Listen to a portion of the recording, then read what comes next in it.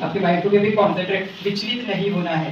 धर्म के रास्ते पर सेवा करने पर पढ़ाई करने पर बहुत मन डगमगाता है, क्योंकि जब भी मन, क्योंकि अपने स्वभाव से कहने का गुलाम है, मन कुछ अच्छा करना चाहता ही नहीं, मन को जरूरत नहीं है, फिर मन हमारे कंट्रोल में नहीं है, मन कुछ अच्छा करना चाहता ही नहीं, पर जब भी उससे हम कुछ करवाना चाहोगे आपको बहुत ज्यादा एफर्ट करना पड़ता है।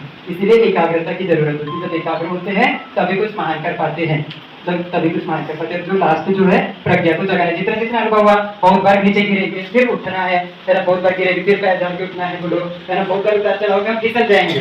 हमेशा तो ज्ञान की बातें काम में नहीं आती ना, बहुत बार हम उस ज्ञान की बातों को दिमाग से निकाल देंगे, बट फिर आपको खड़े होना है, फिर आपको खड़े होना है, फिर से उसी ज्ञान के साथ जो फेलियर आपको मिला, जो आपको नीचे गिराने के लिए मिला था, उससे सीख करके और आपको ऊपर उठना है। तो स्वयं की सेवा ऐसे ही की जाती है, खुद की सेवा ऐसे ही की जाती है। जैसे एक अंधा व्यक्ति है, वो कभी अंधे व्यक्ति को सहारा दे सकता है क्या? नहीं दे सकता। जैसे एक लंगड़ा व्यक्ति दूसरे लंगड़े व्यक्ति को सहारा देगा क्या? नहीं दे सकता। ऐसे एक दुखी व्यक्ति दूसरे व्यक्ति को सुखी कर सकता है? नहीं कर सकता।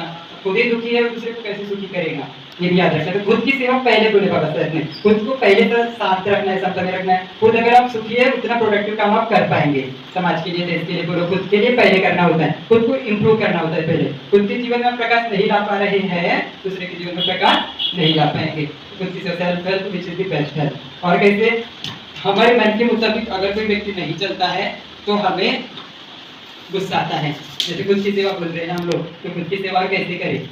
हम जो दूसरों से आकांक्षा रखते हैं, दूसरों से इच्छा रखते हैं कि मेरे मन के मुताबिक चले, जैसे हर कोई चाहता है, जैसे हम दूसरों से क्यों दुखी होते हैं, दूसरे को क्यों हमको पसंद नहीं होते, क्योंकि जो व्यक्ति हमारे मन के मुताबिक चल रहा है वो हमको पसंद है, पर जो व्यक्ति हमारे मन के मुताबिक नहीं चलता है उससे हम घृणा करते हैं, घृणा करते हैं। तो आज कोई व्यक्ति आपके मन के मुताबिक चल रहा है, कल भी चल रहा है, तीसरा व्यक्ति है वो भी चल रहा है, चौथा व्यक्ति भी आपके मन के मुताबिक चल रहा है, अगर पांचवा व्यक्ति नहीं चलेगा तो आपको क्या होगा?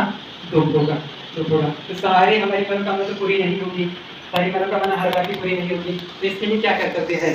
तो अपने मन को ऐसा बनाना है कि उसमें किसी के प्रति आकांक्षा नहीं है। जैसे पिताजी चाहते हैं कि बेटा मेरा सुधर जाए, ठीक रास्ते पर चले, बेटा चाहता है कि पिताजी सुधर जाए, सास चाहती है कि बहू सुधर जाए, बहू चाहती है कि सास सुधर जाए, कोई ना कोई सुधर जाए। दूसरे में खोट है, हमको लगता है दूसरे में खोट है, हमारे मन में अगर दुख रहा है तो हमको दूसरे में खोट ही देखता है, दूसरे में खोट देखता है, दूसरे में कुछ ना कुछ बुराई है। जैसे हम चाहते हैं कि समाज सुधर जाए, हम नहीं सुधरे, समाज सुधर जाए, समाज चाहता है कि देश सुधर जाए, तो कौन है देश, कौन है समाज? हम खुद ही तो है। इंडिविजुअल अगर सुधर जाएगा तो पूरा दुनिया सुधर जाएगा।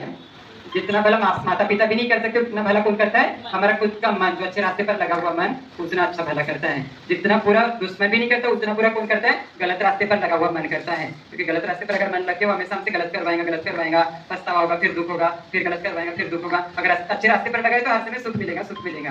क्लियर?